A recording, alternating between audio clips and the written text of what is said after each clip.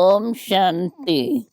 बाप दादा बोले, मीठे बच्चे 21 जन्मों के लिए सदा सुखी बनने के लिए इस थोड़े समय में देही अभिमानी बनने की आदत डालो। प्रश्न: दैवी राजधानी स्थापन करने के लिए हर एक को कौन सा शौक होना चाहिए? उत्तर: सर्विस का। ज्ञान रत्नों का दान कैसे करें, ये शौक रखो। तुम्हारी यह मिशन है पतितों को पावन बनाने की। इसलिए बच्चों को राजाई की वृद्धि करने के लिए खूब सर्विस करनी है।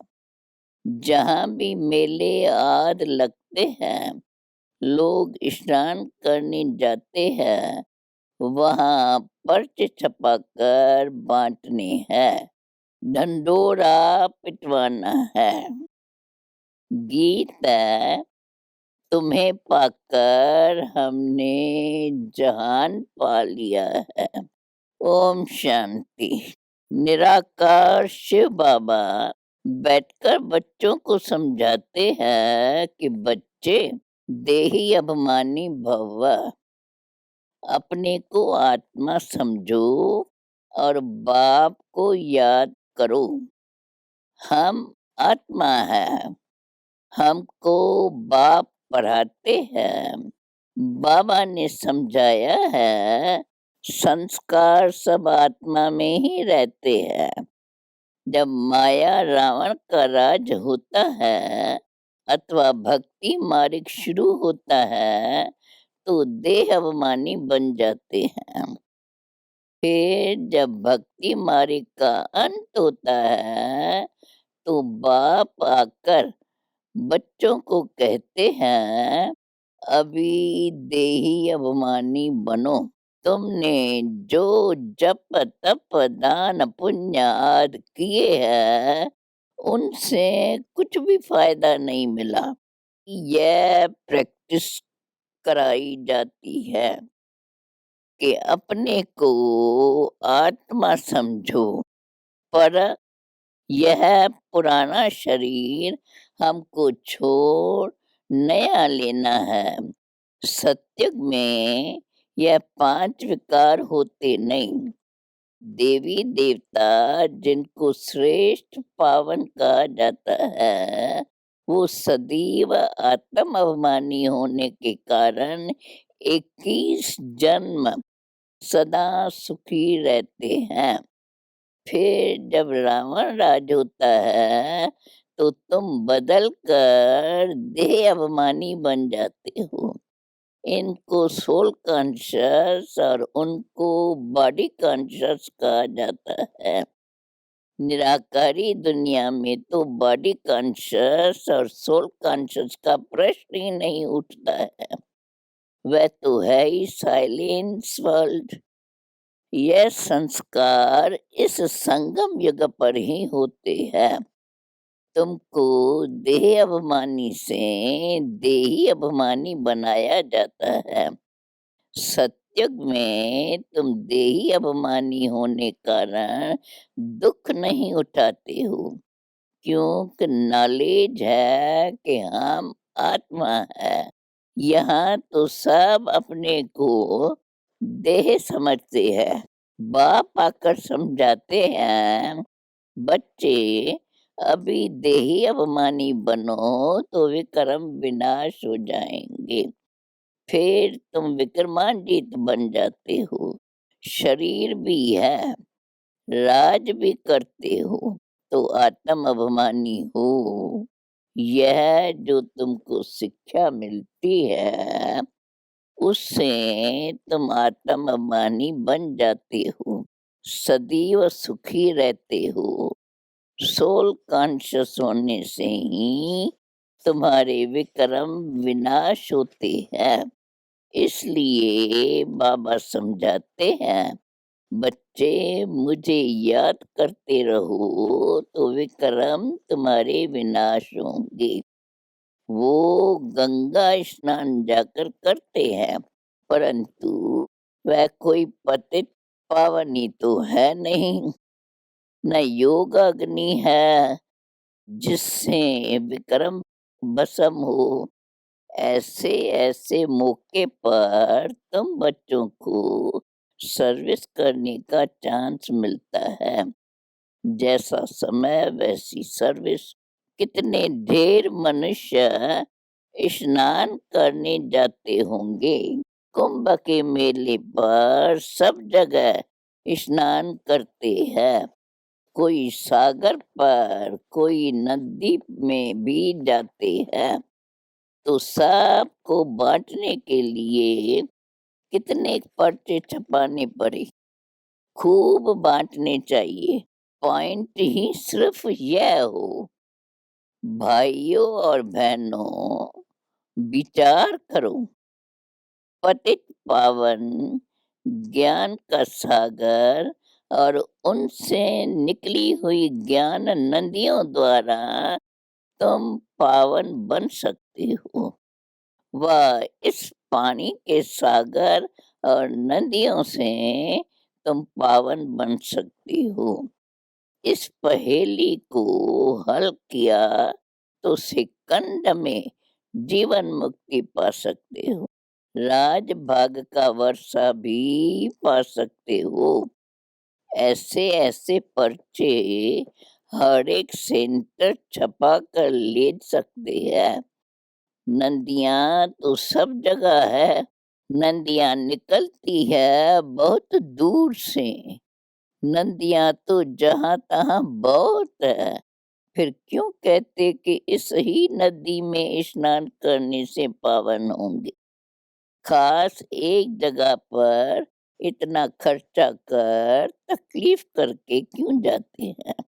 ऐसे तो नहीं एक दिन स्नान करने से पावन हो जाएंगे। स्नान तो जन्म जन्मांतर भी करते हैं। सत्युग में भी स्नान करते हैं। वहाँ तो है ही पावन। यह तो ठंडी में कितनी तकलीफ लेकर जाते हैं स्नान करने। तो उन्हों को समझाना है, अंधों की लाठी बनना है, सुजाग करना है। पतित पावन आकर पावन बनाते हैं, तो दुखियों को रास्ता बताना चाहिए। यह छोटे छोटे पर्चे सब भाषाओं में छपे हुए हैं। लाख 2 लाख छपाने चाहिए। जिनों के बुद्धि में ज्ञान का नशा चढ़ा हुआ है, उन्हों की बुद्धि काम करेंगी। यह पत्र 2-3 लाख सभी भाषाओं में होने चाहिए। जगह जगह पर सर्विस करनी है। एक ही पॉइंट मुख्य है। आकर के समझो कि सेकंड में मुक्ति, जीवन मुक्ति कैसे मिलती है। मुख्य सेंटर्स की एड्रेस डाल दो। फिर पढ़े व न पढ़े, तुम बच्चों को त्रिमूर्ति के चित्र पर भी समझाना चाहिए कि ब्रह्मा के द्वारा स्थापना जरूर होनी है। दिन प्रतिदिन मनुष्य समझते जाएंगे कि बरोबर विनाश तो सामने खड़ा है। यह झगड़े आद बढ़ते ही जाएंगे।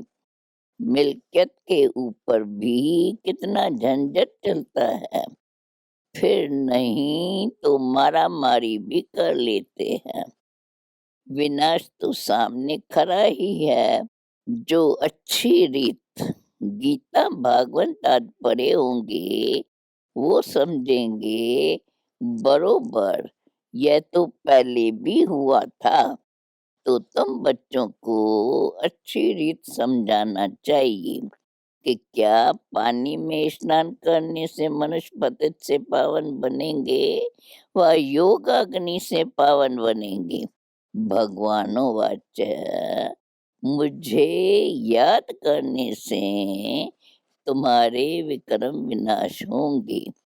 जहाँ-जहाँ भी तुम्हारे सेंटर्स है, तो विशेष मौके पर अपने पर्चे निकालने चाहिए। पर्चे बाँटने के लिए भी बहुत चाहिए, जो फिर समझा सके। अब ऐसी जगह खड़ा रहना चाहिए। यह है ज्ञान रतन। सर्विस का बहुत शौक रखना चाहिए। हम अपनी दैवी बादशाही स्थापन करते हैं ना, ये है ही मनुष्य को देवता अथवा पतित को पावन बनाने की मिशन। यह भी तुम लिख सकते हो कि बाप ने समझाया है, मन मना भव। पतित पावन बेहद के बाप को याद करो तो विक्रम विनाश हो जाएंगे। यात्रा की पॉइंट भी तुम बच्चों को बार बार समझाई जाती है। बाप को बार बार याद करो, सिमर सिमर सुख पाओ। कल कलेश मिटे सब तन के, अर्थात तुम एवर हेल्दी बन जाएंगे।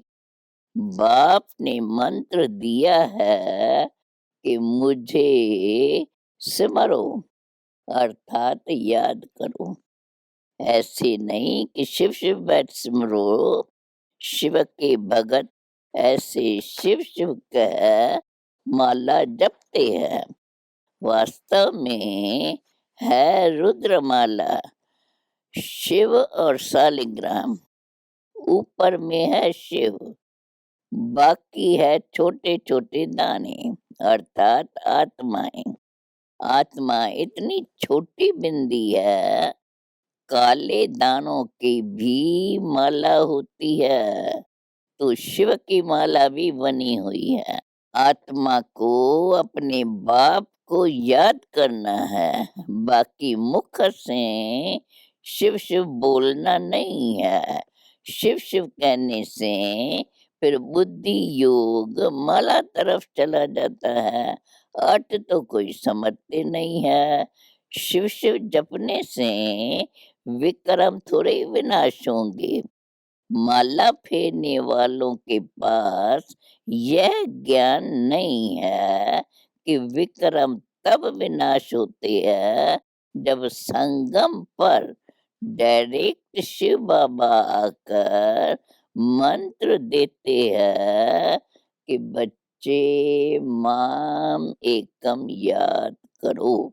बाकी तो कोई कितना भी बैठ शिव शिव कहे, विक्रम विनाश नहीं होंगे। काशी में भी जाकर रहते हैं तो शिव काशी कहते रहते हैं। कहते हैं काशी में शिव का प्रभाव है। शिव के मंदिर तो बहुत आलीशान बने हुए हैं। यह सब है भक्ति मार्ग की सामग्री। तुम बच्चे समझा सकते हो कि बेहद का बाप कहते हैं, बच्चे मेरे साथ योग लगाने से ही तुम पावन बनेंगे। बच्चों को सर्विस का शौक होना चाहिए। बाप कहते हैं मुझे पतितों को पावन बनाना है। तुम बच्चे भी पावन बनाने की सर्विस करो। पर्चे लेकर समझाओ, बोलो इनको अच्छी रीत पढ़ो। मौत तो सामने खड़ा है, ये है दुख धाम। अब ज्ञान स्नान एक ही बार करने से सेकंड में जीवन मुक्ति मिलती है। फिर नदियों में स्नान करने भटकने की क्या दरकार है। हमको सेकंड में जीवन मुक्ति मिलती है, तब ढंडोरा पिटवाती है। नहीं तो कोई थोड़े ही ऐसे पर्चे छपवा सकते हैं। बच्चों को सर्विस का बहुत शौक होना चाहिए।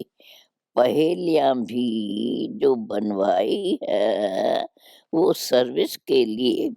बहुत है जिनको सर्विस का शौक नहीं है। ध्यान में ही नहीं आता है कि कैसे सर्विस करें। इसमें बड़ी अच्छी चमत्कारी बुद्धि चाहिए। जिनके पैरों में देह-अभिमान की कड़ियाँ अर्थात जंजीरें पड़ी है, तो देही अभिमानी बन नहीं सकते हैं। समझा जाता है यह क्या जाकर पढ़ पाएँगे। तरस पड़ता है सब सेंटर्स में देखा जाता है कौन-कौन पुरुषार्थ में तीखे जा रहे हैं। कोई तो अक के फूल भी है, कोई गुलाब के फूल भी है। जो बच्चे बाबा की सर्विस नहीं करते, तो समझना चाहिए हम अक के फूल जाकर बनेंगे। बाप तो बहुत अच्छी रीत समझा रहे हैं। तुम हीरे जैसा बनने का पुरुषार्थ कर रही हो। कोई तो सच्चा हीरा है, कोई काले झूंझार भी है। हर एक को अपना ख्याल करना चाहिए। हमको हीरा जैसा बनना है। अपने से पूछना है हम हीरे जैसा बने हैं। अच्छा, मीठे मीठे सिकीलदे बच्चों प्रेत मात पिता बाप दादा का याद प्यार और गुड मॉर्निंग। रूहानी बाप की रूहानी बच्चों को नमस्ते। अब धारणा के लिए मुख्य सार। देह अभिमान की कड़ियाँ काट देही अभिमानी बनना है। सोल कॉन्शियस रहने का संस्कार डालना है। सर्विस का बहुत शौक रखना है। बाप समान पतित से पावन बनाने की सेवा करनी है। सच्चा सच्चा हीरा बनना है। अब वरदान है। कर्म करते हुए न्यारे और प्यारे अवस्था में रह हल्केपन की अनुभूति करने वाले कर्मातीत भव। कर्मातीत अर्थात न्यारा और प्यारा। कर्म किया और करने के बाद ऐसा अनुभव हो जैसे कुछ किया ही नहीं। कराने वाले ने करा लिया। ऐसी स्थिति का अनुभव करने से सदा हल्कापन रहेगा।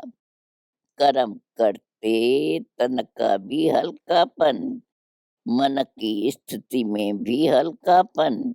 जितना ही कार्य बढ़ता जाए उतना हल्कापन भी बढ़ता जाए। कर्म अपने तरफ आकर्षित न करे। मालिक होकर कर्म इंद्रियों से कर्म कराना और संकल्प में भी हल्केपन का अनुभव करना, यही कर्मातीत बनना है। अब स्लोगन है। सर्व प्राप्तियों से सदा संपन्न रहो, तो सदा हर्षित, सदा सुखी और खुश नसीब बन जाएंगे। मातेश्वरी जी के अनमोल महावाक्य। किस्मत बनाने वाला परमात्मा, किस्मत बिगाड़ने वाला खुद मनुष्य है। अब यह तो हम जानते हैं कि मनुष्य आत्मा की किस्मत बनाने वाला कौन है और किस्मत बिगाड़ने वाला कौन है? हम ऐसे नहीं कहेंगे, किस्मत बनाने वाला, बिगाड़ने वाला वही परमात्मा है। बाकी यह ज़रूर है कि किस्मत को बनाने वाला परमात्मा है ज़रूर, और किस्मत को बिगाड़ने वाला खुद मनुष्य है। अब यह किस्मत बनी कैसे और फिर गिरे कैसे? इस पर समझाया जाता है, मनुष्य जब अपने को जानते हैं और पवित्र बनते हैं, तो फिर से वो बिगड़ी हुई तकदीर को बना लेते हैं। अब जब हम बिगड़ी हुई तकदीर कहते हैं, तो इससे साबित है कोई समय अपनी तकदीर बनी हुई थी, जो फिर बिगड़ गई है। अब वही फिर बिगड़ी तकदीर को परमात्मा खुद आकर बनाते हैं। अब कोई कहे, परमात्मा कैसे अपने साकार ब्रह्मा तन द्वारा, अविनाशी नॉलेज द्वारा हमारी बिगड़ी हुई तकदीर को बनाते हैं? अब यह नॉलेज देना परमात्मा का काम है। बाकी मनुष्य आत्माएं एक दो की तकदीर को नहीं जगा सकते हैं। तकदीर को जगाने वाला भी एक ही परमात्मा है। तभी तो उन्हों का यादगार मंदिर कायम है। अच्छा, लवलीन स्थिति का अनुभव करो। जिस समय जिस संबंध की आवश्यकता हो, उस संबंध से भगवान को अपना बना लो। दिल से कहो मेरा बाबा, और बाबा कहे, क्या कहेगा? मेरे बच्चे। इसी स्नेह के सागर में समा जाओ। यह स्नेह छत्र छाया का काम करता है। इसके अंदर माया आ नहीं सकती।